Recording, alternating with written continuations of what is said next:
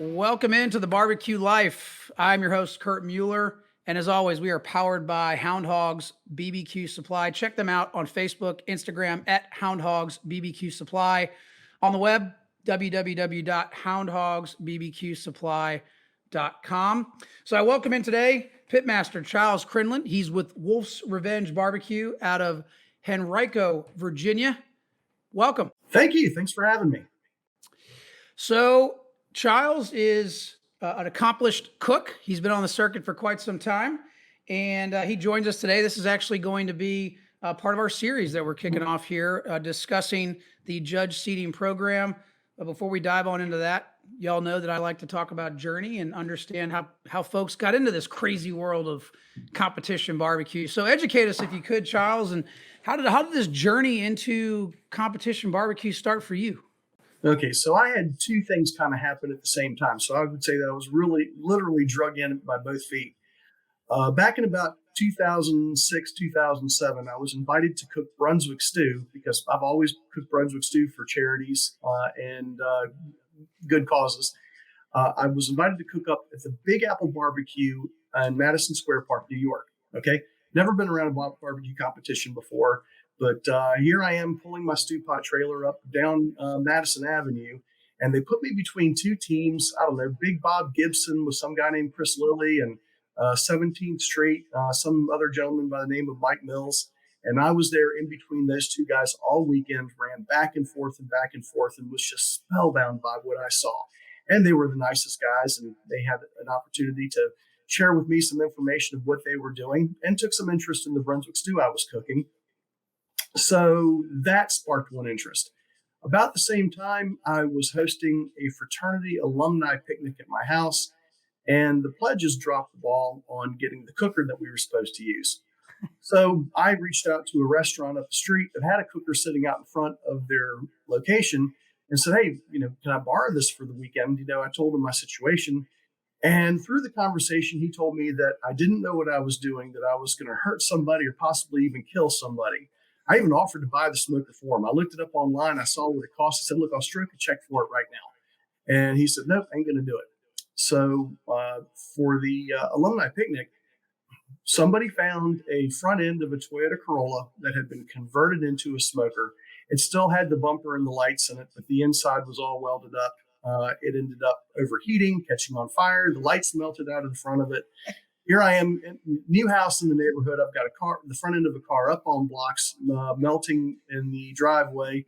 And I said, you know what, there's got to be a better way to do it than this. So, by the way, the food was already wrapped at that point when it overheated. So the barbecue actually turned out pretty good. But those two things combined started my journey in barbecue. Somebody told me I couldn't do it. And I watched Mike Mills and Chris Lilly, and just, what a way to propel you, to push you into something.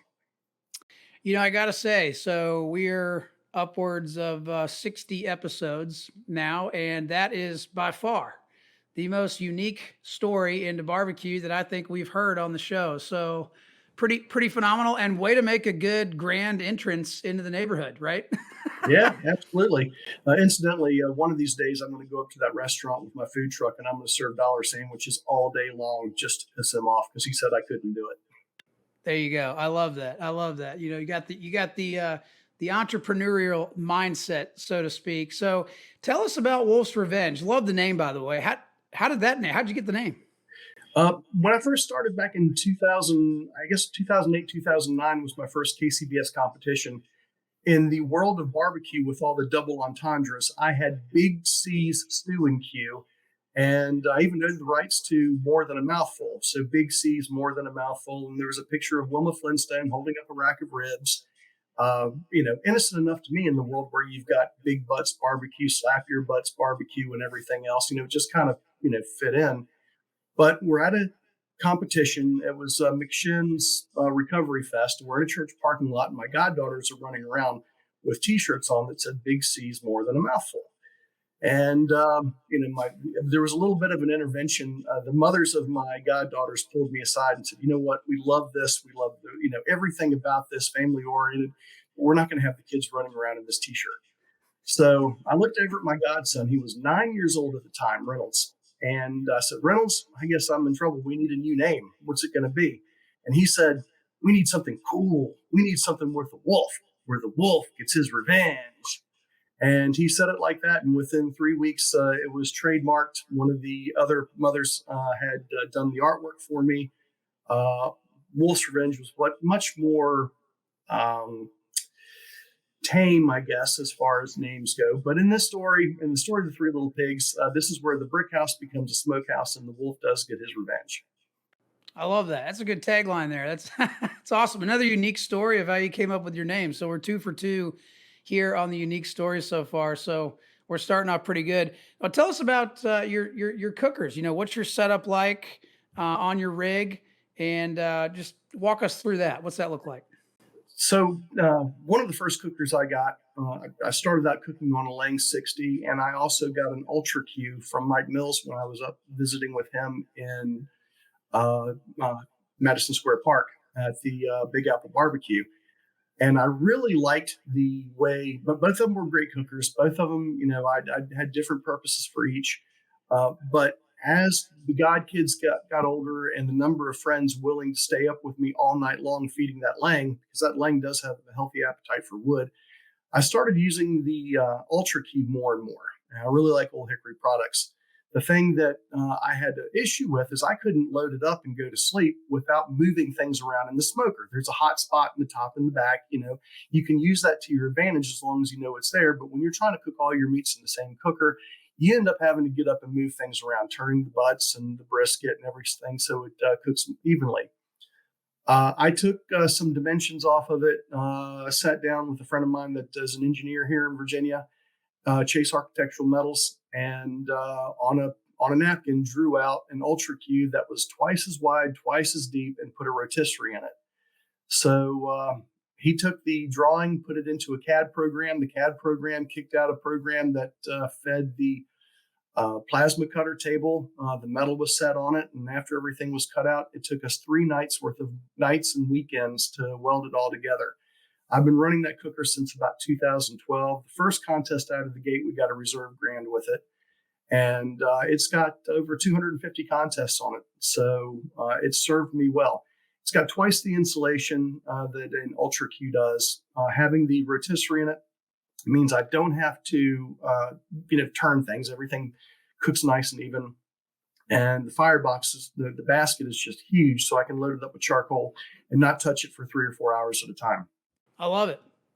So you're 3 for 3 on these stories. You even built your own smoker. That's awesome. Love the ingenuity, and you're right. Sometimes it is a bit difficult. I cook on a gravity feed, a Deep South, as well as the Mailbox, which is a direct heat cooker they have. But yes, one of the big disadvantages, of course, as you pointed out, you can't necessarily sleep on it because there are hot spots in there. Now, if you know where they are, that's helpful, but you can't necessarily just set it and forget it. Those hot spots and cookers are great for cooking chicken, and like the microwave shelf, if you will, that people refer to in the Jambos. And if you need to get something done, take advantage of those hot spots. That's exactly right. So you mentioned that. I think you mentioned that you have a food truck or maybe a restaurant. I'm curious to chat about or just understand better that transition from competing to vending, selling, catering. I'm not sure what you're up to. I only compete, but for the purpose of doing People's Choice, and People's Choice, I think, is going to be more and more important going forward as we continue to, as KCBS continues to recover coming out of COVID, getting the public back involved. In order to do that, well, People's Choice being one of it, ever since I got my first food truck, I compete out of a food truck. It just makes it easy. You've got everything there. I decided to go that route rather than taking a camper and convert it into a kitchen. Take a kitchen and add a living space to it. Well, I'm permitted with the health department in Virginia. So whenever I go to a contest, instead of paying a temporary health fee of $40, it's $40 per year. They come out and inspect you whenever they want to, but it's only once a year. And while I don't vend for money, it is nice having that credential. Excuse me. When you're doing People's Choice. Yeah, that's a good point. That's a great idea. I think you touched on something that's really key, and that is a lot a lot of teams will try to take, a camper and convert it into a kitchen. But I like the idea of taking a kitchen and adding a living space to it. It makes a lot of sense. And, if you ever wanted to transition over into the vending or catering space, it makes it relatively easy. So at this point in your career, barbecue wise, you've been around since, 2006, 2007. So we're going on 17 years ish. How many contests does that equal? As Wolf's Revenge, this weekend will be my 250th contest. That's official sanctioned. Now, barbecue data does not count like Sonny's Invitational, and there are some other sanctioning bodies I've competed in, not many of them. So I'm probably in all, 270 contests, possibly, with all those that I did as Big C, Stew, and Q. And then the ones that even the Royal Oak Invitational, that one doesn't count because even it's a KCBS event, but it doesn't count towards toy points. So you'd have to really dig through and find those one-offs that don't count as far as contests go. So let's just say sanctioned contests. It'll be 250 this weekend. Well, there it is. That's a lot of credentials there behind that. That is exactly 238 more sanctioned contests that I have done. So I got my work cut out for me. And clearly you've been consistent with that, and you've had that. You talked about the smoker that you essentially designed on your own and built with friends' help. That's been rocking and rolling for 10 or 11 years. You did touch on something that I wanted to. Before I do have to mention that on my food truck I also keep an Oklahoma Joe's Rambler, and I found that little thing for as inexpensive as it was. And I'm saying this, I am a Oklahoma Joe sponsored team, but the amount of money that I've won doing steak contests, turkey smoke contests, I finished my chicken for every contest on one of those. I wouldn't want to compete without one of those. So there's, you need that high heat, direct heat sometimes for specific, the ancillaries and everything else. But my competition chicken, I like to finish it up on that Oklahoma Joe's. I like that. So you got some direct heat. You've got the rotisserie. Give you some options there. And like you said, sometimes you need that direct heat to finish a few things off. So going back to what you said about People's Choice, I'm glad you mentioned that. I do want to chat about that for a bit before we transition over to the Judge Seating Program. People's Choice is something that I'm very passionate about. It's something that I think is important for the longevity of the sport. I think that we as teams need to do everything we can do to provide the most amount of value we can to the organizers, to these festival coordinators, whatever you want to call them.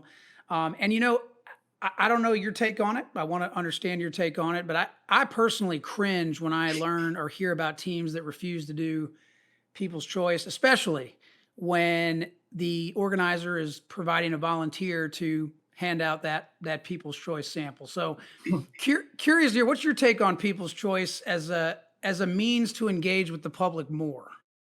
Well, so one of the challenges is, how do we grow KCBS back? COVID, we lost a lot of cook teams, and trying to find a way to re-engage with the public.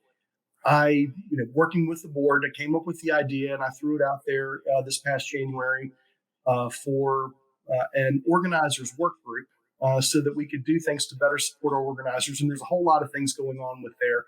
But the lead that I'm the thing that I'm working with the subgroup is focusing on People's Choice to come up with KCBS best standards.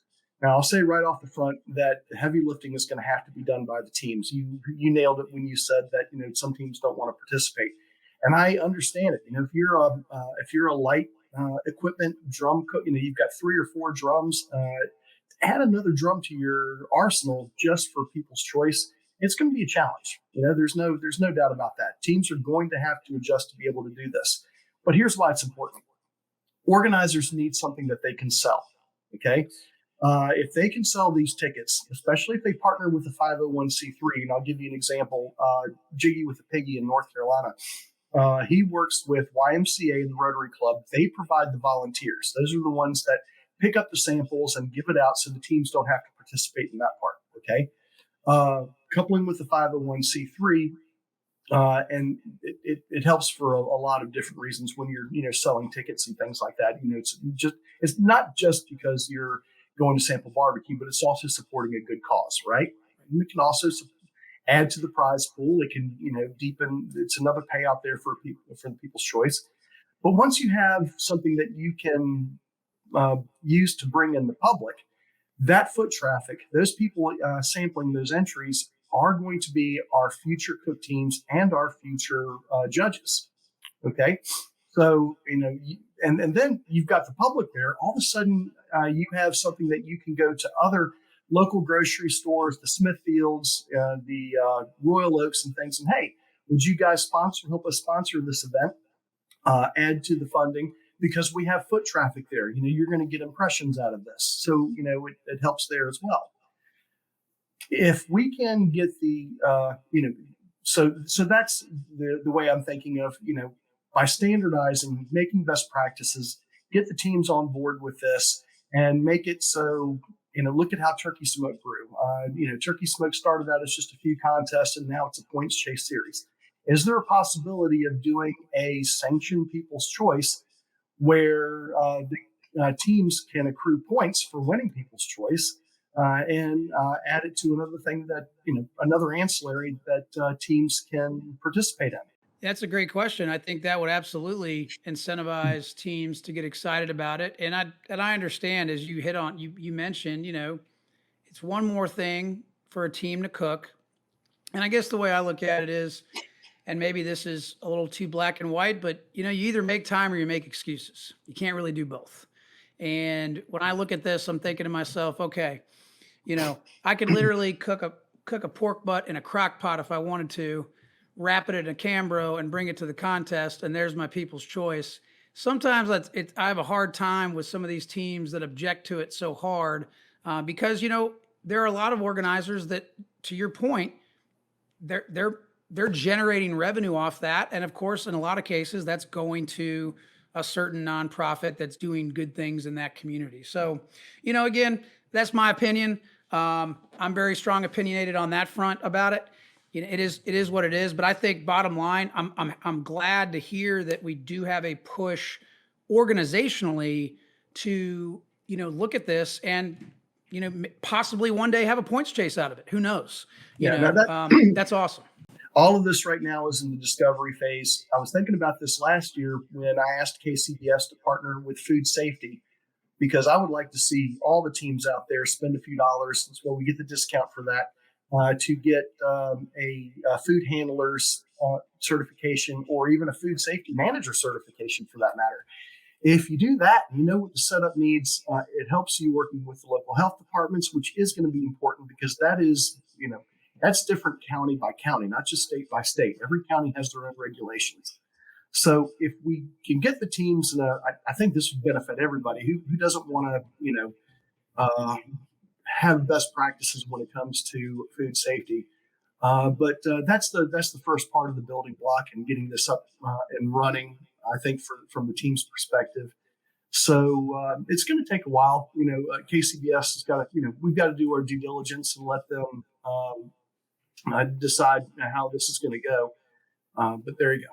And just so our listeners have some context here, because we have listeners from all over the country, all over the world. We've got a good contingent in Australia. But what is obviously you're the Pitmaster of Wolf's Revenge, but what is your role within KCBS as the organization? This is my second term as a board member. And I got to say, primarily, I'm here as a cook team member, but I do have the board experience. Anything that I'm going to discuss tonight, you are welcome to go back and read more details from the KCBS website on the news if you look at the board meeting minutes. Everything that I've had to discuss is public information, I would say. That's right. And for those teams out there, if you didn't know, there are board minutes that you can review on the KCBS portal. Just simply log in, and I'm not exactly sure where they are, but they're there, and you can view those to give you some better context about what we are discussing. So, okay, let's transition over to the Judge Seating Program. And I guess let's start with maybe the history. I think the history is probably a good place to start with that discussion. So I'll let you run with that, and we'll go from there. Okay, so probably one of the most controversial things, or something that at least comes up over and over and over again, is you go to a large contest and you have 8 tables. And at the end of that contest, you see that 4 tables contributed higher towards the top 10, and 4 tables of judges did not participate, did not have that many entries in the top 10. And that could be for a lot of reasons. It could absolutely be that, those 4 tables just happened to get the best entries from, the better teams. Statistically, it could shake out in any way whatsoever, in a lot of different ways. Mark Gibbs, and I understand that you've talked with him. He worked with the KCBS board, and I'm trying to remember the year when this happened. It was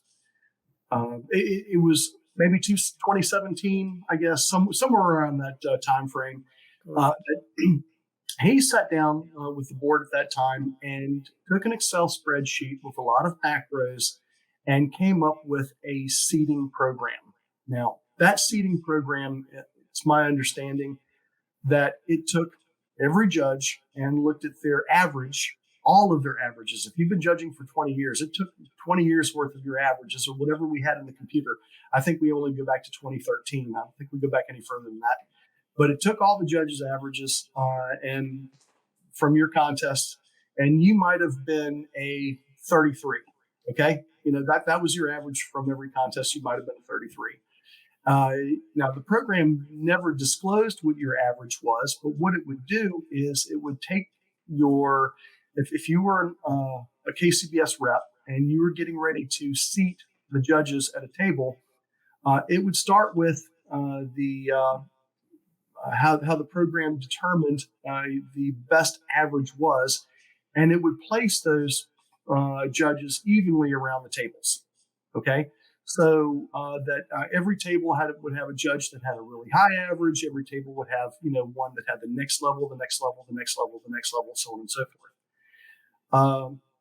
The program was a little clunky because it was an Excel spreadsheet.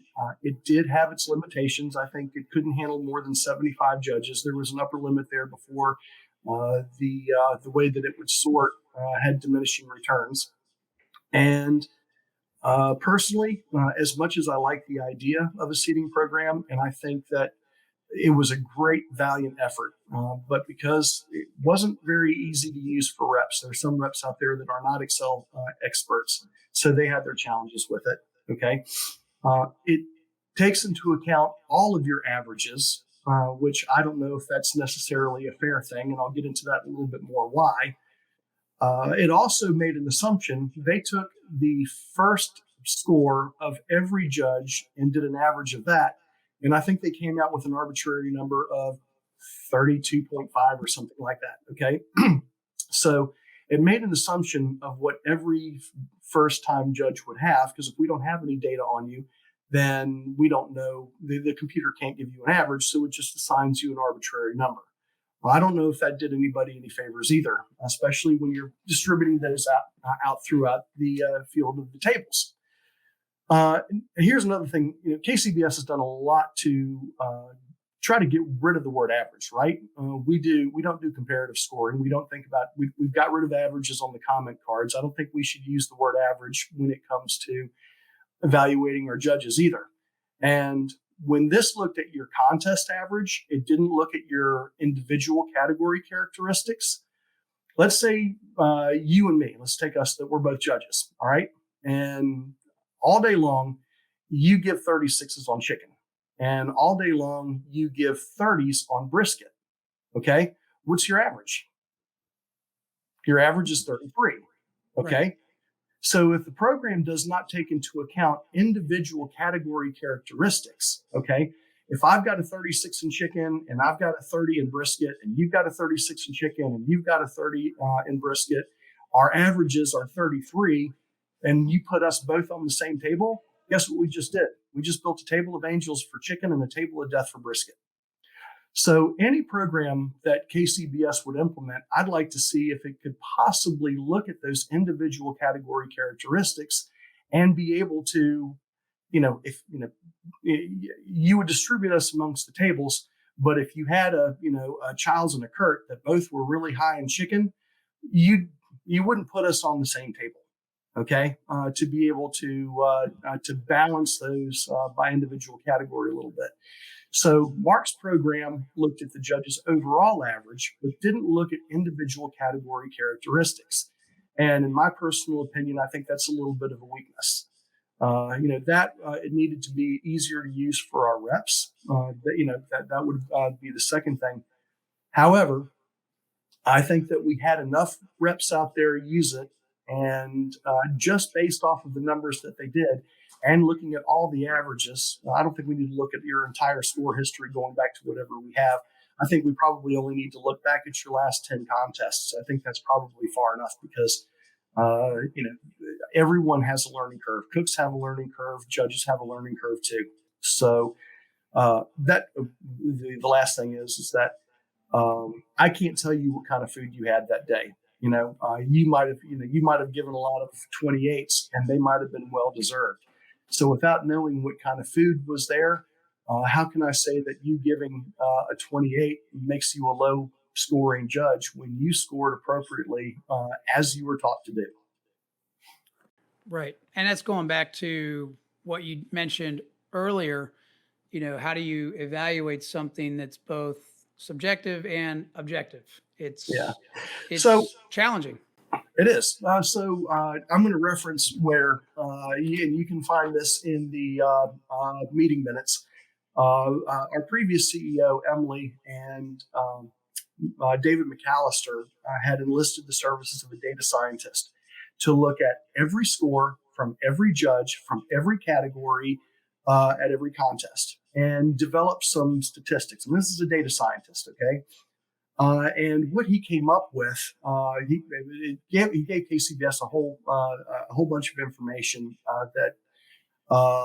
to sift through. But one of the things that he said is that he made a reference to judging the judges. And I'm going to read something here. Evaluating the performance of international gymnastic judges by Mercier and Henrico tackles a very similar problem of assessing the performance of international gymnastics judges.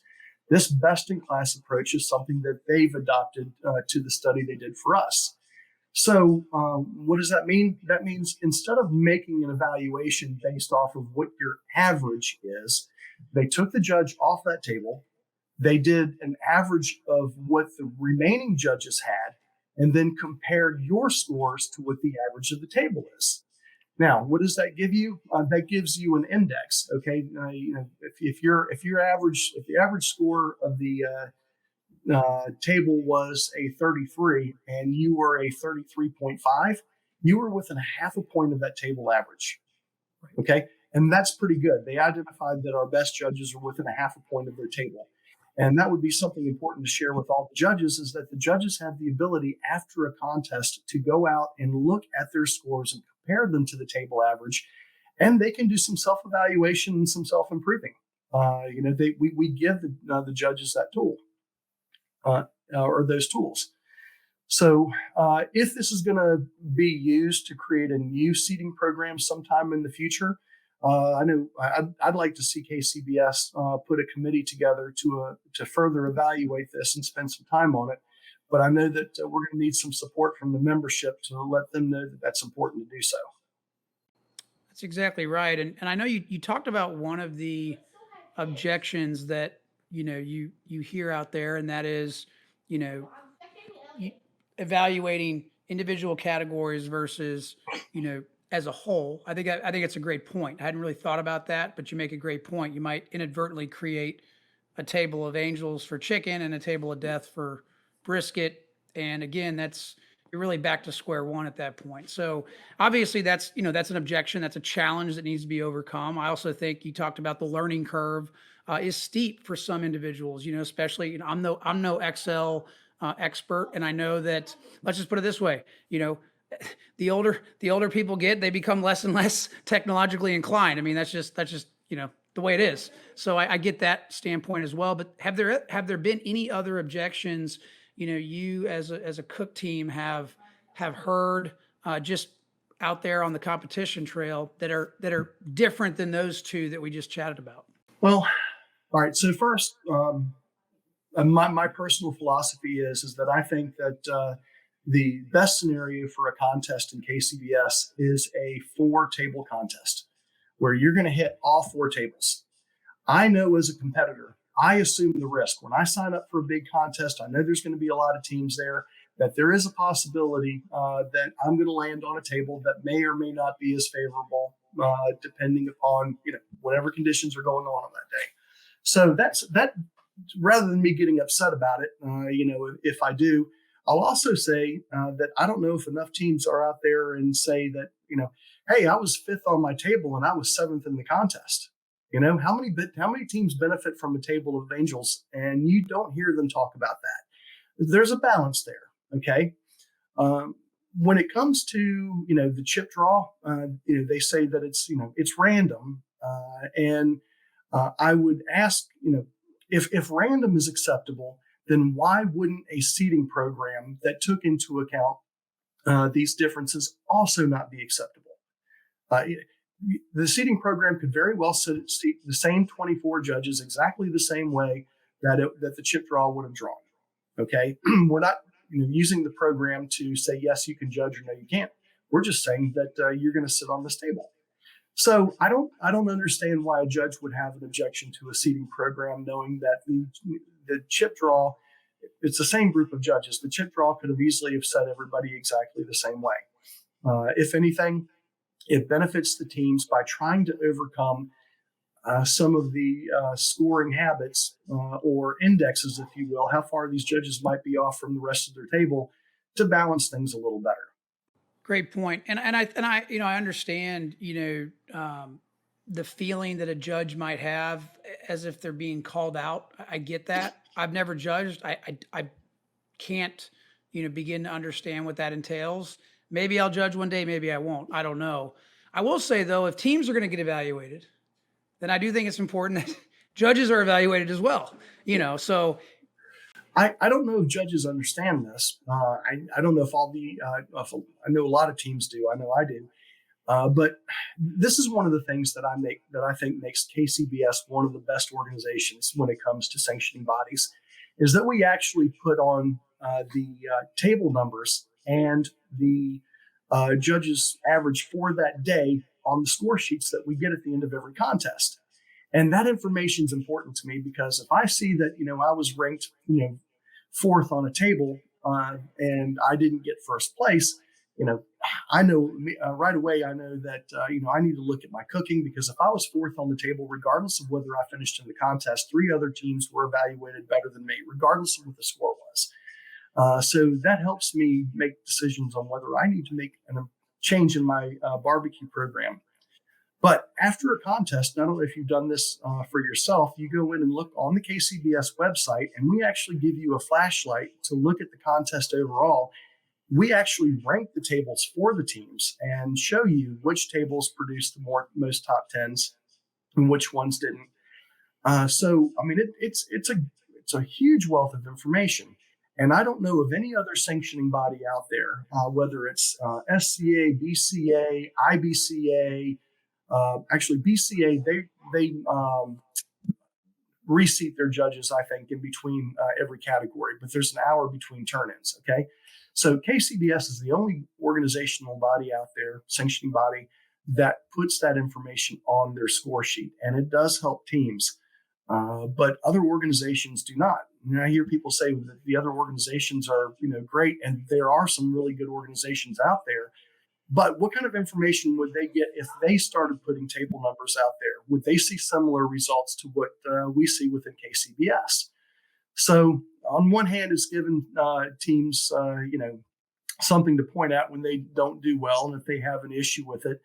At the same time, with us being able to collect this information, we do have a tool set out there, should we choose to use it, to come up with something like a judge seating program, but most importantly, giving the judges something that they can go back and they can evaluate their own, and letting teams really drill down deeply into how they scored, where they landed on the table, and what they can do to improve. Yeah, that's absolutely dead on the money. I mean, I think it's, you're not going to get better unless you're evaluating and consistently working on areas of improvement, whether you're a judge, a cook team, a rep. I mean, you name it. I think at the end of the day, most of us involved in this sport, whether we're cook, rep, judge, we tend to be, people that are committed to excellence, right? We take pride in our work by and large. And I think the only way that you can continuously improve that is to evaluate it. And sometimes you may not like what the evaluation says, and that's not necessarily a bad thing. But I think sometimes it may be taken as maybe perhaps a singling out or an attack, when really it's just, hey, we're trying to make everyone better. And ultimately, for me, I want to see this, not only the sport grow, but I just want to see barbecue in general just grow, because I want to compete in a world where every competition I go to has a kids queue. You know, I've got a 9-year-old, and a 6-year-old boys. They love the kids queue. So I hope one day that I'll be able to go to any contest and there'll be a kids queue no matter where I am. It's not the case now, but that's kind of where I am with that. And I know that that's I know I'm looking at it from a different lens than other cook teams. They may not care about the kids queue because their kids are grown and out of the house. So Yeah. we all have those different perspectives. And I think, hearing from your perspective, from a cook team's perspective, from somebody that's done, going on 300, contests, 250 of which were, sanctioned contests, I think it provides a great insight into it. And, I really appreciate the way you broke that down, because you raised some great points, especially around evaluating the different categories and figuring out a way to seat judges based on categories, not necessarily the overall. Their overall average. So, would I be in favor of bringing back the old program that we had? No. I think that that old program it provided us a huge amount of information, because the reps that did embrace it and used it,